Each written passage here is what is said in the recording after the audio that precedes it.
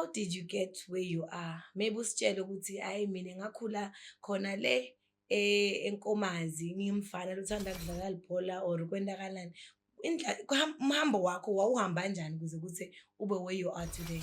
While ngisalapha e-high school kwabe sekuvuka lithando lekuba radio presenter ngathi no man yathi one day I wanna be like umsakati lo nguzibani ngaleso sikhathi lesashisa tikhotha bekunapheni lubisi yabona balalele emakhaya sengithi balalele nami balalele babukele emakhaya mawunemuntu lo uhlala aphila lempilo yokuthi uyasakata nayi i-answer lo uyitholayo ke.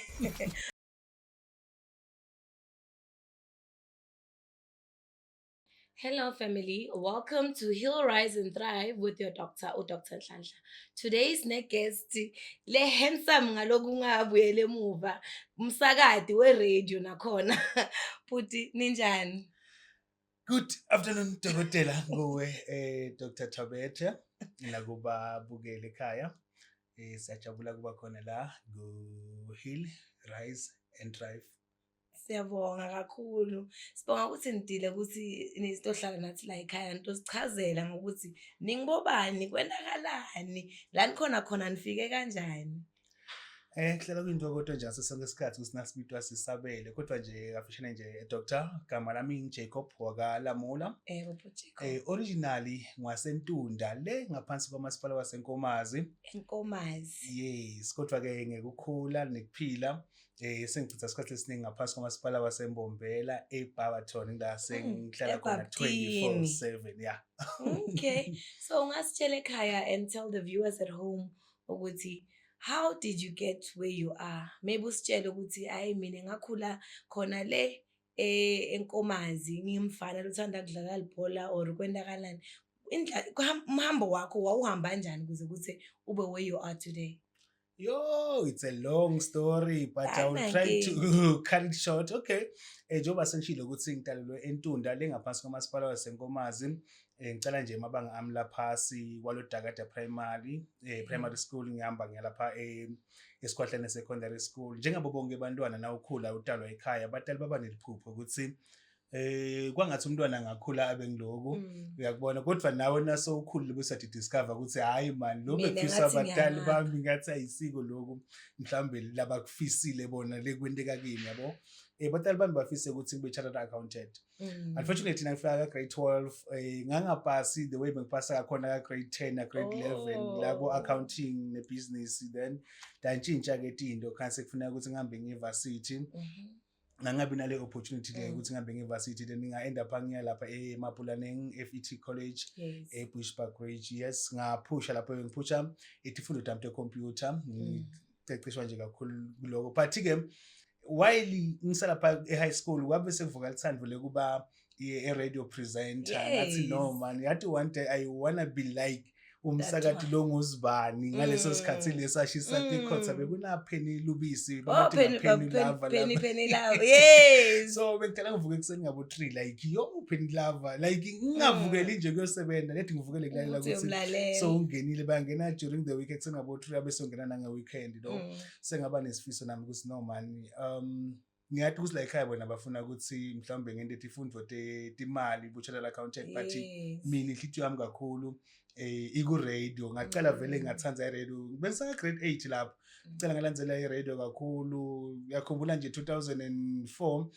uma i-radio like likwalakwala selifika la khona licasha boMadumane boLungile Mango you can name them baningi bafika bo DJ Shaba lapha so yakhula lento ngaba nesifiso ukuthi no nami one day I wanna be yes I wanna be on i-radio nje vele ngangasavisi isilutho kwakucala ke lokho ukuthi nase ngibuya mhlambe college angabi khona lama opportunities ukuthi ngithithole ku-radio but ke loku closer to i-radio ngizame ukuthi ngibe i-facilitator ku Gold Education Program whereby besifundisa etikolweni i-self development listening skill nendlela yokuphatha ukuthi abantwana kufanele baphathe njani abstinence behamba phambili ke lapho so ngangena ku Gold Education ngacela eze i-junior ngaba i-senior ngaba i-mentor then nangiphuma lapho ngajoyina i-home based care yasekhaya as i-admin but nakhona bekune-program lebefuna ukuthi ngibe i-facilitator lapho ngaba i-facilitator futhi esikoleni nakhona solo sikhuluma ngama-abstinence sifundisa ngabo-HIV and AIDS sifundisa ngabo-mental health and everything but isifiso sami bengikuthi one day ngifuna kuba se-radio. Yeah, so 2015 ngiyakhumbula bekunema-audition kulenye ima-community radio station lalekhaya iNkomazi FM. Kwaba nema-audition ngaya. Unfortunately ngangabi nelakhi ngaleso sikhathi leso. Ngathi hayi cha. Sho ukuthi ngento lento le ngiyifisako ayikho. Then ngathi ngile kuma-audition 2015 kwabhetha ngachubeka ke ngebuphelo education bami chubeka etikolweni chubeka nako home based care yasekhaya eNtunda. Kwathi 2019 kwaba nalamanye ama-audition futhi Nkomazi FM ifuna abasakade ngathi ayisho ukuthi kahle kahle abasakhona ukulinza isikhathi bafuna thini ke manje.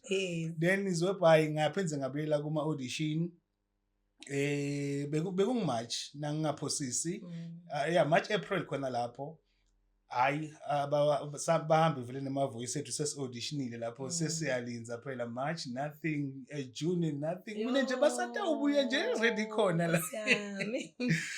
Kwathi around July ngathola ama-miss call ngithola ama-miss call nje I think 4 or 5 miss calls. Nangifona back ngu-station manager waseNkomazi FM baba Makhosi Zulu. Makhosi, hello bhuti, wathi yes solozama ukufonela la abasikutholi Jacob ukuphi siyakufuna kuNkomazi FM ungaconnectala nini ema-trainings.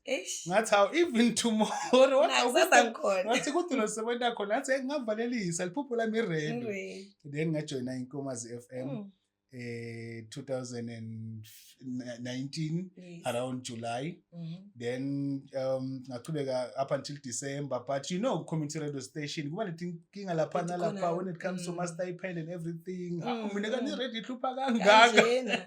Yabona, so kwathi ke January the following year, it was 2020 sekuqala boma COVID-19 base ngaqale kahle nakhona ngajoina eKasi FM desematsulu. Then for 3 months ngilapha eKasi. Then I was called by Barberton Community Radio Station to come and join them 2020 around September. Yes. So yeah, ngila ngikhona khona manje. Hey siyayivebe. Yabona balalele emakhaya. Sengisibalalele nami. Balalele babukele emakhaya. Mawunemuntu lo uhlala aphila lempilo yokuthi uyasakada. Nayi ianswer lo itholayo ke. Put Jacob, ongamane usichazele kabanzi ukuthi how was your first time on radio? Mawuyibuke buyele emuva and you check. How did it feel, man? Ube khona usinyalo sengiyasakada bathi nak thatha training so uyihambile. You've done this and this. Today namuhla uyangena on air. Take yourself back. Lengakusho nje mhlambe kumbukele ekhaya ngathi nangabe usahlethu usacabanga liphupho lakho lapha khashana ungathi le ndlela nawubona bayihamba labanye uthi oh that thing is simple ngiyongena ngishaye ilula kunje ukuthi umuntu olangaba liphoyisa angakhoni mhlawumbe ukuthi abambe igebengu ukuthi ayimaphoyisa wasebenzi mhlawumbe leso sikhathi leso inkinga ayibukene nawe athi ke lo munye segange wontobo lesiphoyisa yasebenza. Nami ke ngathi nangifika ku radio like ngamangala ukuthi kanti lento lengicabanga ukuthi isimple nangilalela imatima kangaka. Kwecala nje kwesaba kunetindo lesitotiluza dokotela ngenxa yekuba nervous. Yes lilivalo liba khona. Lokunye futhi lekutawenda ukuthi mhlawumbe lokungangenda ukuthi mhlawumbe ngisabe ukuthi bengingekho aware ukuthi iradio ifuna utata ukuthi ungubani, ifuna utata ukuthi usukaphi uyapi. When it comes to language funeka wathi ukuthi mina ngifuna kusakada ngeSiswati, mina ngifuna kusakada ngeSingisi, mina ke mhlawumbe ngifuna kumixa lama language but uyakhona ni kwa mixa lama language Siswati. Yes, kwabe seke kuba kuloko ngakhetha ke nasengifile radio sengicala ngiyafunza sebayacala bangicoach labanye bas no focus elwimini lokho lasekhaya sikuthanzelele Siswati. Ngiyabona ungathi push kakhulu ukuthi ufuna kuba versatile Singisi no focus elwimini leSiswati. Abese ke nasengicala ngifocus elwimini leSiswati ngiyatshela ukuthi doctor labanye ba train abo 3 months. But I was like putting trainer for just a month babe sebanginiketa umbhobho banginiketa slot banginiketa tindzaba every day ngakhula kanjalo eradweni yes hayi siyabonga hayi niyamuva balaleli niyabukela emakhaya sengizothi balaleli the whole time kodwa I wanted to check uyasho ukuthi boPenny Lava bebasakhona kudalo. Who was your inspiration? Who did you look up to? Vele ukuthi lo mangimqondile nguye that said to me, to myself as a young boy or a young male or a young adult, which I want to be like that one or close to what that person resembles. yathi ukuthi Dr. ngasikhathi nasikhula kuba naloko ukuthi abantu batshele ukuthi i-role model yakho nangabe ungumfana kufanele kube ngulomunye baba lo munye nangabe ungumake kufanele kube ngulomunye make abacabanga ukuthi kuyendeka ukuthi ube ngumfana but i-role model yakho kube ngumake kunamake bebambita ama-D lapha etindzabeni afunza tindzaba aqala ngabo 6 kuphela ngabo kuze kuye kubo 10 ekseni so Mati she was my role model le ndlela bekade beka ngayo tindzaba telwimi lesiswati angangangameli wangikhulisa ngekumlalela bakhona labanye basakathi nabo batifunza kahle kodwa when it comes to Mati bengihlala ngathi ukuthi nyalo sesikhathi sama-D ukuthi atfulete indzaba ngendlela yakhona so she's the one she's the one for me. Okay, I just wanted to check so that we teach people at home ne family yethu here Rise and Thrive na Dr. Nhlanhla ukuthi how is a general day, a normal day, how does it look like before mawusuka ekhaya uzuyofika ekhaya station ePCR? How is your normal day? How does it look like? Yo. Ngathi intotela ngasho ukuthi cishe akufani because uma usaku community level awubi nalabantu ekuthiwa ama-journalist ayahamba ukufundela tindzaba akulethele wena ubese uthatha indzaba uya emoyeni funeka uthi seshele funeka wathi ukuthi leli vele endani uyakubona uvuka nje ekseni funeka wathi ukuthi ngiphi indzaba namba kwendekelani la even uyaqala uyasesha uyabuka uqala uyapackage mhlambe uvulela nama radio station uvulela nalamanye ama TV just ukuthi uthi update ukuthi le live lendani so nangivuka ekseni every day mina ngichecka ke ma emails wami nangicala abantu ba-check ama-WhatsApp mina ngicala nge-email check-a kuma-email ami ukuthi khona lokungenile lokube mhlambe e-national noma e-provincial yabo so then bese-ke nasengisuka lapho ngingena mhlambe kubo-WhatsApp ucheck-a nje ukuthi ngale kuma-groups ema-department khona lokukhona yini ilanga lami vele licishe licala kakhulu nge-social media angithi nangivuka nje sengivuka ngibamba leca social media yibhizi ngani so kuba i-journalist community radio station kumfundisa kakhulu ukuthi kufuneka uwati into yokuqala usina uvuka wendani yakubona ukuze ukuthi bangathi nawuphuma eminyango bathi sawuyivile inindzaba lenje wena usafuna kuthatha kufanele uthathe umikisi ngole kufuneka uthathe umikisi ngicabanga ukuthi icala lapho kakhulu ukuthi uthi ihloniphe as i-journalist esuke i-community level noma i-community radio station is so kuthi sibuye sibe light kancane uyini lo loku-enjoyako lokukhona longakubeka ukusho balalelini nebabukela emakhaya ukuthi what is it that uBut Jacob enjoys a lot about radio? I-radio mnanzi i-radio mnanzi naloko ukuthi uyabona ukuthi ube yi-source of information emphakathini because abantu ababona wena babona umuntu lonelwathi abakubuki abasakubuki nje ngemuntu nawuhamba nje uphuma uye esitolo nawuhamba uye esitolo bathi mhlawumbe uthi abasiphathele tiphi so uma unaleli thando lalento leyo kweqala nje usuke uphila lobo radio usengafiki empopeni kodwa ubuphilela lapha emphakathini labantu nabakubuka bakubone basho ukuthi no sinaye nathi umsakati naloko ukuthi bathi sinaye umsakati ngaselokishini lethu lokuyenza kakhulu kakhulu sabuke lapho nje ungathini uadvise uthini what can you tell the young boy nohlele ekhaya or the young girl that's at home that's saying Lina one day I would like to be part of this journey, I would love to be part of radio? What are the advices that you would give and say if you want to see yourself in a space of community radio or national radio? What advice can you give to that particular person lo hleze ekhaya abhekile athi nangu uBut Jacob is doing it, how can I do it myself? Kuqala nje bani ngowe nase kunguwe tati ukuthi ufunani. Dr. iyakhula i-technology sesiku AI nyalo kunyini lokwendekako. So uma ngabe mhlambe ungumuntu lomusha uhlete ekhaya kufuneka ube nengcondo ukuthi mina nangathwala lithuba ngikuphi lengakwenda kangcono kulabantu already labakhona. Ilahleka phi ke doctor? Ilahleka la khona uyawukhanza ukuthi umuntu lomusha ulalele iradio njenganyalo uthi I wanna be Jacob nangifike radio. Cha kufuneka ukuthi nase ufikile ke nawe usho ukuthi ngifikile abangifile abeve kuze kuthi kube nemuntu ovukako athi ngifuna kwelelazibani. So aqale ukuthi ube nguwe utithembe utati ukuthi ufunani futhi ke ube nelithando le radio. Ungabe se uyadilimita ke I radio ifuna ukuthi uexplore. Yes. Explore your province, explore your country. Noma songaphuma nje ubuke kusilamanye amave endani ungaba nelwati. So umuntu lomusha nje ulalele nyalo ungadinqishi lwati ngeradio tinikete lithuba nje lokuthi wathi uphinze futhi uyithanze le radio. Ngicabanga ukuthi ngiloko lokubaleka kakhulu akhona emathuba iradio ihlukene kaningi. Kune radio presenter, kune radio longaba journalist, radio marketing, kukhona ama producer, kukhona ama programs manager, kukhona ama station manager, kuningi ku radio. Ungathi limit ifuna lithando iradio ibambe lapho. Akhona ama studies ema university nasema colleges whereby you can equip yourself ukwazi ukuthi na ubuya ngala ungene eradweni. Oh, baze bakuhle. Siyakuva Jacob, you are telling us ukuthi this journey it's all about if you love something go for it, and if you want to go for it have an identity first ukuthi wena ungubani.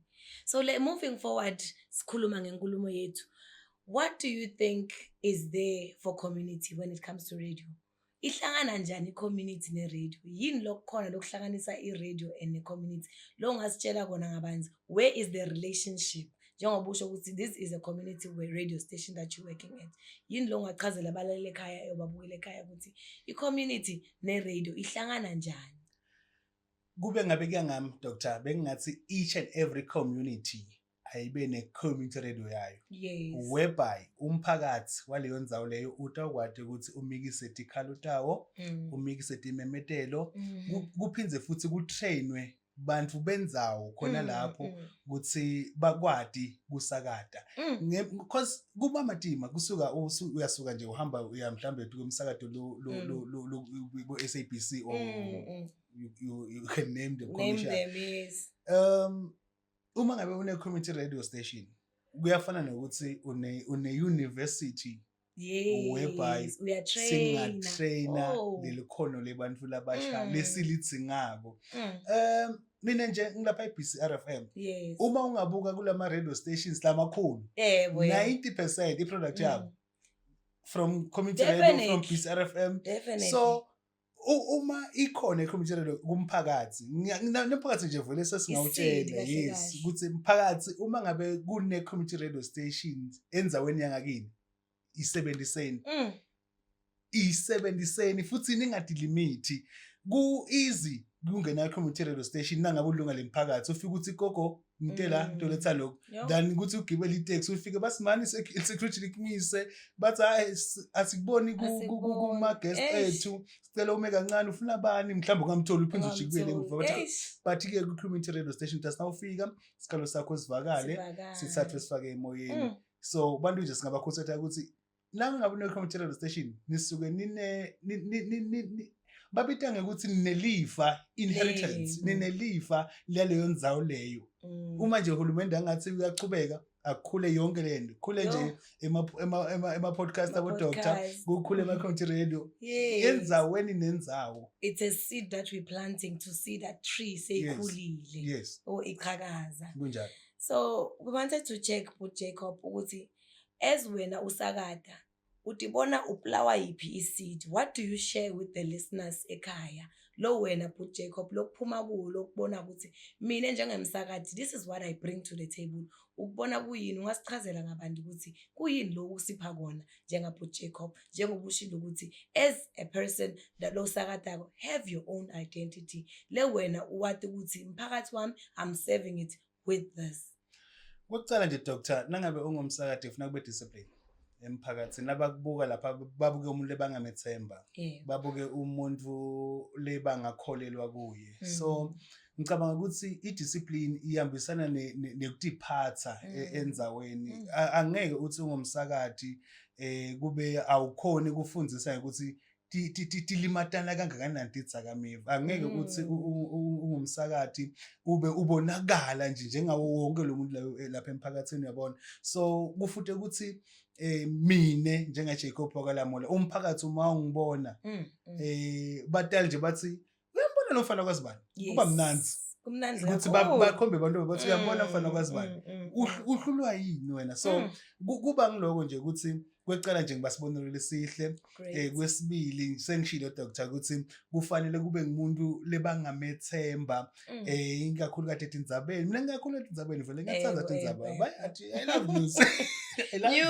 I love news so umuntu lebangamthemba etindzaba futhi umuntu lebangamthemba emphakathini nanoma sekufika siphi isimo bathi no uma le nkulumo le ikhulunywe bolamole noma ngiJacob inkulumo leliqiniso siyakuva sheme yayisho but Jacob so mawungasitshela kabanzi ukuthi what are your future goals njengoba ula kuleli banga lokulo mawutibona wena utibona ma goals akho nema future yakho ikuthatha ikubeka phi ngoba phela ukuphupha akupheleli noma akunamnyaka it doesn't have an age.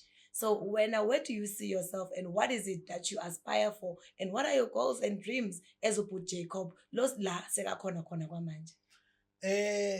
Bayathi ke balaleli abaningi bayathi ke nebantu nabaphila ukuthi sithi siyasebena kuma community level sithi hi one day nginakutibona mhlambe ka SABC kwami ke kuhlukile mina one day ngifuna ukubona le radio station lengoyo ikhula whereby lokuthi even nami noma ngikuyo ngisinadokotela chamuka ubuye usidokotela hey nenkinga sithi no sikhona imoto tata so kucela nje ukukhulisa le brand lenguyo manje angabuki lokuthi mhlambe la ngishiya ndabe ngishiswa mhlambe inkinga tayo kodwa ngibukele ukuthi asengibe khona ukukhule le brand yebo bona ngiyathi ukuthi egcineni nginesifiso sokuthi mhlambe ngitibone nguma big brands you can name them SABC commercial whatever ma big brands la khona but ke nginalesifiso sokuthi nalala enkhona khona manje kugcine egcineni kubitwa nge big brand because indzaba lenkulu uma unemlaleli loyi1 umthatha ukuthi una 1000 balaleli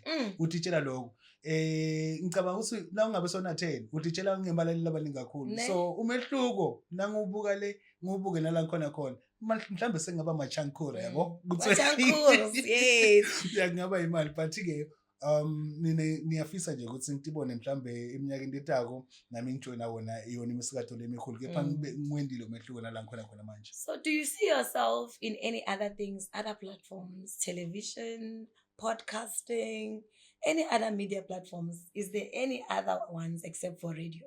Nangihleti nalabanye baphathi bemisatho ngikubatshela ukuthi niyibambe nicine ngoba ngaze ngafika kule nombolo yebalaleli lengiyifunako ngahamba ngovula yami podcast so bayathi nabo ukuthi so far ngiyakhula nami njenge presenter eneliphupho lami nami ngisilenyelanga ngisinangihleli ngithi doctor lapha ku Hill Rise and drive hayi ungabambi kancane ngoba ngiyagogoda nami so Jacob yipi ilegacy lofuna kuyishiya what legacy do you want to leave behind even in the industry of artistry as well as in radio which legacy is it that you want to say uput Jacob wayishiya noma uyimawubheke yena ubheke yona bekukancane la khona kwenza ukuthi ama local artist athola lithuba lokuthi adlalwe emoyeni bekukancane lo sakwenza sport doctor enhlanhla bayabitwa nje emoyeni yabona so mina liphupho lami kakhulu kubuka letindo letinhle etendeka locally kuba buhlungu doctor uma ubona ipresenter ijabula kakhulu ukuthi ikhulume na minister than MEC than mayor mina ngithi angicela ngikhulume na mayor wami yes wala ekhaya akhuluma ukuthi indzaba thela ekhaya before uyawuchama sewuphethe minister of education uthi so mina ngicabanga ukuthi abaningi nakutawuthwa nje cha angisekhuluma umkhakha bayawukhumbula ngalamathuba lebe nginiketa ma local brands ngakhona ngisala kule tour leli ngikholwa kakhulu kuma local artists ngikholwa kakhulu kuma local poetries ngikholwa kakhulu kuma local doctors yes kona ngiyathi ukuthi na national you can be but ngiyakholwa kakhulu ngoba mina ngiyakhona ukuhlala nawe Dr. Party ngiyakholelwa ukuthi kumathuba a local ingako I brand lengidafike noma ilegacy ngidayishaya kakhulu kule ukuthi bekasinika amathuba lo yaze yayihle ke legacy so Jacob siyayibonga leyo yihle kakhulu siyayibonga and we acknowledge it bowungathini tuke emlaleli ombukele ekhaya lohleli abhekile athi nangiya Jacob lapha nami ngifuna kuba lapha what advice would you give and also look important what mindset is important for someone who wants to succeed ku media and ku broadcasting ayisiyo yonke Dr. Iminyango lo ayibona ivalue ukuthi mhlambe ukuthi wayikhiwe leminye idinga wena ukuthi ukokode leminye idinga ukuthi uyivule khase uvulile uthi sorry I mistake bekuthi ngakokhoda so bantu bangadincishe mathuba babasebenza amathuba la khona bahambe bakokode sikhuluma kakhulu ngekuthi kubaleke ngani kuba ne community radio emphakathini kubaleke ukuthi nawuthi ibona mhlambe ucetha grade 12 uneltalent mhlambe ifamily yakhe ayikhona ukuse ema university buya dute nemsakato uyangichazela omnye sesi iloko wafika kucala lapha eBSR nanyalo labanye nje bafika bamthola uthi ngafika lapha ngafika ngacela ukucleaner just to clean ngabe se nangicleaner bengicela ngikhona kuhlola litafula ukuthi bapressa kanjani bena wafika sikhase ema audition ngathi nami ngicela ku audition because already senguphi sengikhona khona fika lapha usho ukuthi ngicela kubona ukuthi nisakata kanjani ingako kubalekile kube le community radio station ungadivalele emathuba ayisiyo yonke iminyango levalekile lekhiyekile wena nje fika unokhe dawuvulela uyayisho uyayibeka Jacob hey on a lighter note balalele ekhaya nababukele ekhaya family as we are about to wrap up no Jacob we know like ekhaya kune round esidlala esibiza ukuthi I-fire round so just to calm down and come back sibe right sibe light and we hope ukuthi angeke ifike trouble le ngoba ivamile kubafaka labanye so Jacob ungasitshela ke ukuthi I-favorite song yakho kuyiva emsakatweni ngiyiphi ngishilo lenzaba ngiyishilo I-disclaimer encane okay umuntu lethanza kakhulu Maskandi so nangithanza Maskandi ngize ngine-show yakhe vele on Saturday so ingoma le ngiyithanzako ngiyayithanza ithwasa lekhansela nakathi vala amehlo mama abantu abahamba esikolweni asati ukuthi licetha lesiphathile ngento yakushone mina ecala noma kushone wena kodwa la tawushona kuqala akabafundzile yeah ngiyathanza ayichube endlini ithwasa lekhansela vula amehlo open your eyes okay then ngiyakubeka futhi what's your favorite South African artist musical artist sorry akusimbi angibhalanga lutho mina la ekhaya kunelijala khona la ngicabanga la sengodini Mr Chosen ngiyathanza the way acula ngakhona kuhlukile yeah so Mr Chosen big up to you okay so would you sesiyaqhubeka sembili ungachoose yipi a night show or morning show kade bese bangifaka ebusuku ngiyathanza nje kusekwendela ngasakhanya awufuni baze baphazame okay and then studio DJ or club DJ studio DJ obviously yes. Okay headphones or loudspeaker I love headphones okay yes. Okay a celebrity you would love to interview Dr. Rebecca Malope oh okay that was very fast that was very fast okay so amanzi coffee noma energy drink during a show okay during my show nginathamandi but I love energy drink guys. Okay yes that caffeine ngabe ningivakashila nje energy drink waya okay one word that describes radio for wena angaba mabili abe mathathu igama nje leli describe ukuthi I-radio wena uyibona injani radio kuwe Jacob yini in 3 words or 2 yo hey i-radio ngibona yini guys ngathini nje ngathi it's a perfect platform for entertainment, education, education, yes, and nekucela lusito. Ngathi ngayibeka kanjani ke leyo, but i-platform le right nje ukuthi advice or help lusito. Yeah. Okay, Yes. okay, sesiyangakuwe, sesiyivala ngawe.